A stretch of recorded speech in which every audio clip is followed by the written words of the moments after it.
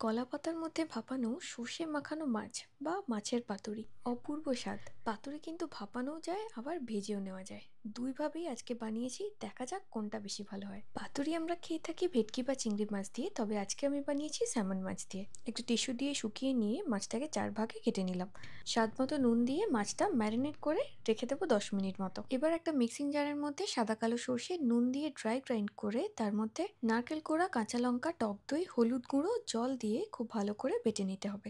চাইলে এর মধ্যে কিন্তু 1 চামচ পোস্তও দেওয়া যেতে পারে। গরম তাওয়ার মধ্যে কলা পাতা 10-12 সেকেন্ডের জন্য সেকে নরম হয়ে গেলে তার মধ্যে বানিয়ে রাখা সর্ষে আর মশলার পেস্টটা 1 চামচ দিয়ে নুন মাখিয়ে রাখা একটা মাছের পিস, তার উপরে আবার 1 চামচ মশলা বাটা, কাঁচা লঙ্কা আর সর্ষের তেল দিয়ে কলা পাতাটা খুব ভালো করে মুড়ে আমি টুথপিক দিয়ে আটকে দেবো। চাইলে সুতো দিয়েও বেঁধে নেওয়া যেতে পারে। আমি আরও একটা কলা পাতাকে মুড়ে দেবো যাতে সার্ভ করার সময় উপরের পুড়ে যাওয়া কলা পাতাটা ফেলে দেওয়া যেতে পারে।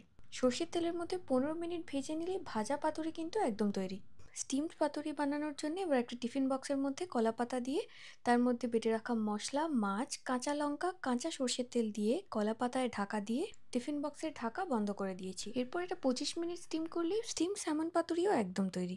তোমরা অনেকেই বাড়িতে সর্ষে সামান বানাও, তারা কিন্তু অবশ্যই একবারই পাতুরিটা বানিয়ে দেখতে পারো। গরম ভাতের সাথে প্রথমে ভাজা পাতুরিটা, তারপর যেটা স্টিম করেছি, সত্যি বলতে কি দুটোই একদম ফাটাফাটি।